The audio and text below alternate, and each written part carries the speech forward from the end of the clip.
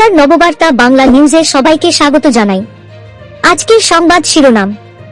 দীর্ঘদিনের দাবি পূরণ করলেন বিজেপি সাংসদ অভিজিৎ গঙ্গোপাধ্যায়, তাই আনন্দে আত্মহারা তমলুকবাসী। পুলিশের বিরুদ্ধে হাজারো অভিযোগ, পোস্টার দিয়ে আমদরবার ডাকলেন নলহাটির এসডিপিও। রেশন বকেয়া নিয়ে কেন্দ্রের বিরুদ্ধে অভিযোগ, ফের চিঠি পাঠালো তৃণমূল সরকার। মণিপুর হত্যাকাণ্ডে নদী থেকে উদ্ধার 5 জনের দেহের ময়নাতদন্ত শেষ, 6 জনের লাশ শনাক্ত হয়নি কেন, জানতে সঙ্গে থাকুন। আর জি কর মামলায় এবার পুলিশের সাক্ষ্য গ্রহণ শিয়ালদা আদালতে, তালিকায় কারা জানতে নজর রাখুন খবরে। প্রচুর করাত কিনছে কলকাতা পুলিশ, বরাদ্দ 4 কোটি। কি করবে এত করাত, জানতে সঙ্গে থাকুন। মন্দারমণিতে মাথায় হাত ব্যবসায়ীদের, শতাধিক বেআইনি হোটেল ভেঙে ফেলার নির্দেশ। বাংলাদেশকে করা বার্তা আমেরিকার। ঘুম উঠতে চলেছে মোহাম্মদ ইউনূসের। সংবাদ শিরোনামগুলো শুনছিলেন, এবার জানাবো পুরো সংবাদ। প্রতিদিনের খবরের টাটকা আপডেট পাওয়ার জন্য আমাদের নববার্তা ইউটিউব চ্যানেলটিকে সাবস্ক্রাইব করুন। দীর্ঘ কয়েক বছরের দাবি মেনে চালু হচ্ছে নতুন হল্ট স্টেশন। আগামী বছরের এপ্রিল মাসের মধ্যেই কাজ শুরু হবে, কাজ জানালেন বিজেপি সাংসদ অভিজিৎ গঙ্গোপাধ্যায়। তমলুকের রাজগোদা ও পাঁশকুড়ার রঘুনাথবাড়ি রেল স্টেশনের মাঝে নীলকুণ্ঠায় নতুন স্টেশন গড়ার জন্য স্থানীয় বাসিন্দারা দীর্ঘদিন ধরে দাবি জানিয়ে আসছিলেন। তমলুকের সাংসদ অভিজিৎ গঙ্গোপাধ্যায়ের কাছে বিষয়টি জানিয়েছিলেন আন্দোলনকারীরা। এরপর সাংসদ গত অগস্ট মাসে রেল দপ্তরের কাছে চিঠি দেন। নলহাটি থানার ওসির বিরুদ্ধে নানা আর্থিক লেনদেনের অভিযোগ করেছেন এলাকার বাসিন্দারা। তারা সরাসরি ওই থানার ছোটবাবু আরফিনের নাম করে সেই অভিযোগ করেন। প্রতিবাদী রবিবার বাহাদুরপুর পাথর শিল্পাঞ্চলের পথে কোঠাতলায় পথ অবরোধ করেন পরিবহন ব্যবসায়ীরা। একই সঙ্গে থানা জুড়ে যে দালালচক্র গড়ে উঠেছে তার প্রতিবাদ করেন স্থানীয় বাসিন্দারা। শাসক দল থেকে বিরোধী সকলেই সরব। এলাকার বিধায়ক রাজেন্দ্র প্রসাদ সিংহ পর্যন্ত পুলিশের জন্য এলাকায় জনরোষের অভিযোগ জানান জেলা নেতৃত্বের কাছে।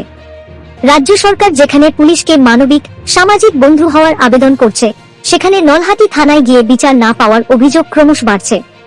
ওসি সুমিত মণ্ডল মানুষের সঙ্গে সঠিক ব্যবহার করেন না বলে অভিযোগ উঠেছে। পরিস্থিতি চরমে ওঠায় জেলা পুলিশ কর্তারা এবার থানাতেই আমদরবার বসানোর সিদ্ধান্ত নিয়েছেন। নলহাটি থানার ভিতরে রীতিমতো ফ্লেক্স ছাপিয়ে সেই পোস্টার দেওয়া হয়েছে। সেখানে বলা হয়েছে, নলহাটি থানা এলাকার মানুষের অভিযোগ শুনতে সেই দরবারে বসবেন মহকুমা পুলিশ আধিকারিক গোবিন্দ শিকদার। সাধারণ মানুষ খুশি, তবে কিছুটা হলেও ভয়ে কাঁটা নিচুতলার পুলিশ কর্মীরা। কে তাদের কারো বিরুদ্ধে সরাসরি কোনো অভিযোগ করে বসেন মহকুমা পুলিশ কর্তার কাছে। এদিকে সিপিএম এর জেলা সম্পাদক গৌতম ঘোষ জানান, সাধারণ মানুষ পথে নামছে। তাদের ক্ষোভ পুলিশের বিরুদ্ধে। রাস্তার উপর গাড়ি দাঁড় করিয়ে নলহাটির মোড়ে যেভাবে পুলিশ টাকা তোলে, রাস্তায় চেয়ার নিয়ে বসে থাকে, তাতে নলহাটির মানুষ যেমন ভুক্তভোগী, নলহাটির বাইরের মানুষের চরম দুর্গতি চলে। ফের বকেয়া চেয়ে কেন্দ্রকে চিঠি দিল রাজ্য। এবার রেশনের জন্য বকেয়া 12,714 কোটি টাকা চেয়ে কেন্দ্রীয় খাদ্যমন্ত্রককে চিঠি পাঠালো রাজ্য সরকার। দীর্ঘদিন কেটে গেলেও রেশন বাবদ রাজ্যের বকেয়া আটকে রাখা হয়েছে। কি কারণে এই বিপুল পরিমাণ টাকা বকেয়া রাখা হয়েছে তার নির্দিষ্ট কোনো কারণও জানানো হয়নি বলে অভিযোগ।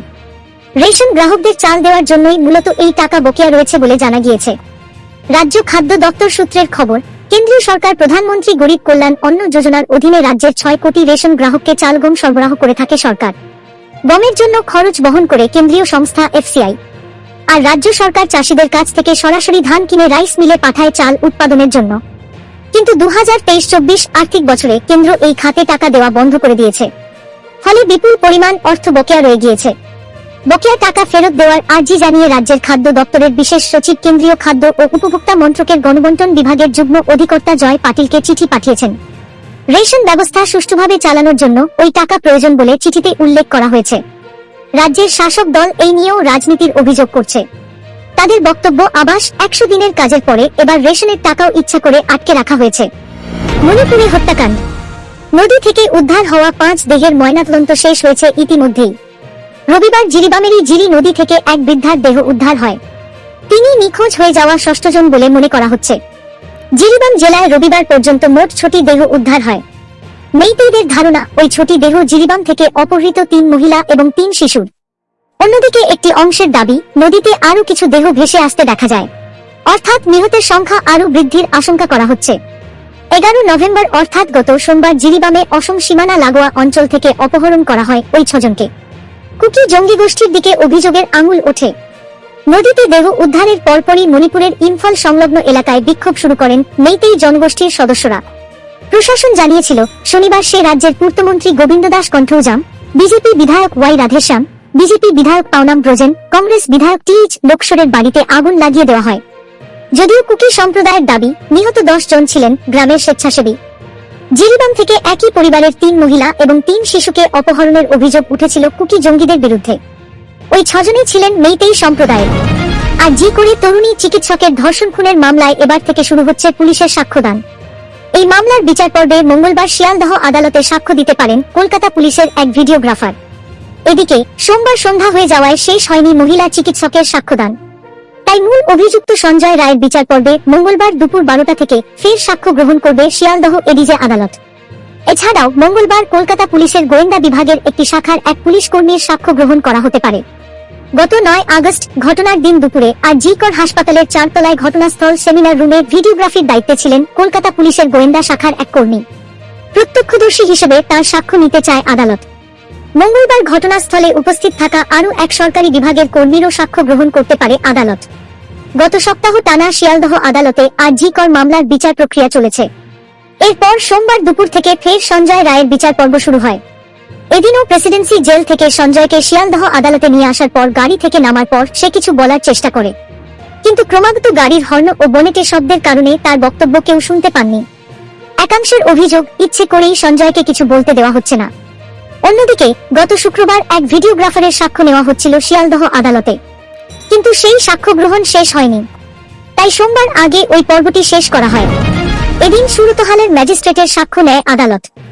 এরপর এক মহিলা চিকিৎসকেরও সাক্ষ্য গ্রহণ করা হয়, কিন্তু সন্ধ্যা হয়ে যাওয়ার কারণে তার সাক্ষ্যদান সম্পূর্ণ হয়নি।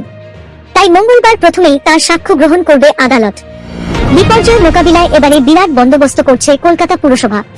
কেবলমাত্র কালবৈশাখীর ক্ষেত্রে নয়, একাধিক ক্ষেত্রেই দেখা যায় যে ঘূর্ণিঝড়ে একেবারে ওলটপালট হয়ে যাচ্ছে সবকিছু। সেই পরিস্থিতিতে এগিয়ে আসতে হয় কলকাতা পুলিশকে। দ্রুত গাছ সরিয়ে রাস্তা পরিষ্কার করতে হয়, জল যাওয়ার ব্যবস্থা করতে হয়, কোথাও কেউ আটকে পড়লে তার ব্যবস্থাও করতে হয়। কলকাতা পুলিশের প্রতিটি ডিভিশনের ডিজাস্টার ম্যানেজমেন্ট গ্রুপ রয়েছে, তারা ছুটে যায় ঘটনাস্থলে। ভাঙড় বর্তমানে কলকাতা পুলিশের আওতায় এসেছে। সেখানে গাছের সংখ্যা প্রচুর, সব দিক মাথায় রেখেই পদক্ষেপ নিচ্ছে পুলিশ।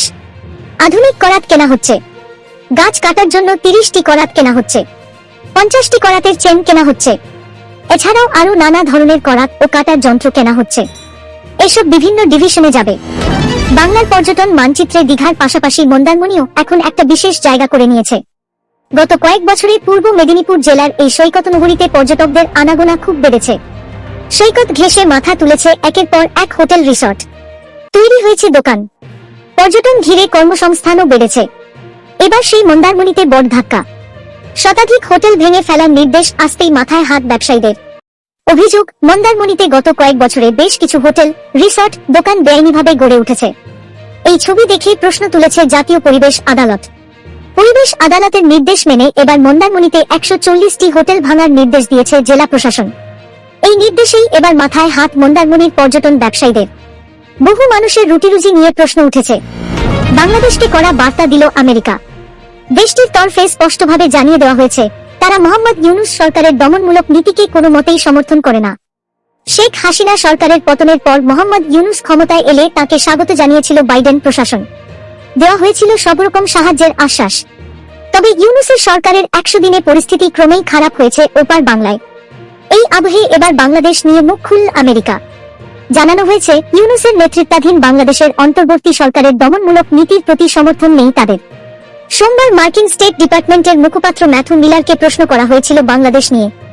সেখানে সংখ্যালঘুদের ওপর অত্যাচার এবং আন্দোলনকারীদের দমনের বিষয়ে প্রশ্নের উত্তরে তিনি জানান, শান্তিপূর্ণ প্রতিবাদকে যদি সরকারি মদতে দমন করা হয় তাহলে তা কোনোভাবেই সমর্থন করবে না আমেরিকা। তিনি বলেন, বাংলাদেশ সরকারকে আমরা স্পষ্ট জানিয়ে দিয়েছি, শান্তিপূর্ণ প্রতিবাদের অধিকারকে আমরা সমর্থন করি। শান্তিপূর্ণ আন্দোলনকারীদের দমন করা কোনো সরকারেরই উচিত নয়। এবার নজর রাখবো আজকের আরো হাওয়ার খবরে। পশ্চিমাঞ্চলের জেলাগুলিতে হু হু করে পারদ পতন, দোরগোড়ায় শীত। উত্তরে হাওয়া প্রবেশ করেছে বঙ্গে, আর প্রথম স্পেলেই রাজ্যের পশ্চিমাঞ্চলের জেলাগুলিতে তাপমাত্রা নামল হু হু করে। আলিপুর আবহাওয়া দপ্তর সূত্রে খবর, পুরুলিয়ায় তাপমাত্রা 12 ডিগ্রি সেলসিয়াস, বীরভূমে 13 ডিগ্রি। এদিকে কলকাতাতেও মঙ্গলবার তাপমাত্রার পারদ 18 ছুঁয়েছে। সোমবারের চেয়েও তা সামান্য কম। শীত আগমনের প্রাক্কালে সপ্তাহভর এমনই মনোরম পরিবেশ থাকবে বঙ্গে, বলছেন আবহাওয়াবিদরা। তবে শীতপ্রেমী বঙ্গবাসীর নাছোড় প্রশ্ন, শীতকাল কবে আসবে? আলিপুর আবহাওয়া দপ্তরের পূর্বাভাস, পশ্চিম বর্ধমান, বীরভূম, মুর্শিদাবাদ, পুরুলিয়া, উত্তর ও দক্ষিণ 24 পরগনা জেলায় কুয়াশার সম্ভাবনা বেশি। এছাড়া হালকা থেকে মাঝারি কুয়াশা হতে পারে বিক্ষিপ্তভাবে বাকি জেলাতেও। সামগ্রিকভাবে শুষ্ক আবহাওয়া, এখন কোথাও বৃষ্টির কোনো সম্ভাবনা নেই। অন্যদিকে উত্তরবঙ্গে দার্জিলিং এবং উত্তর ও দক্ষিণ দিনাজপুর জেলায় কুয়াশার দাপট থাকলেও আপাত ঘন কুয়াশার সতর্কবার্তা নেই। সকালে কুয়াশাচ্ছন্ন আবহাওয়া, বেলা বাড়লে আকাশ পরিষ্কার হওয়ার সম্ভাবনা।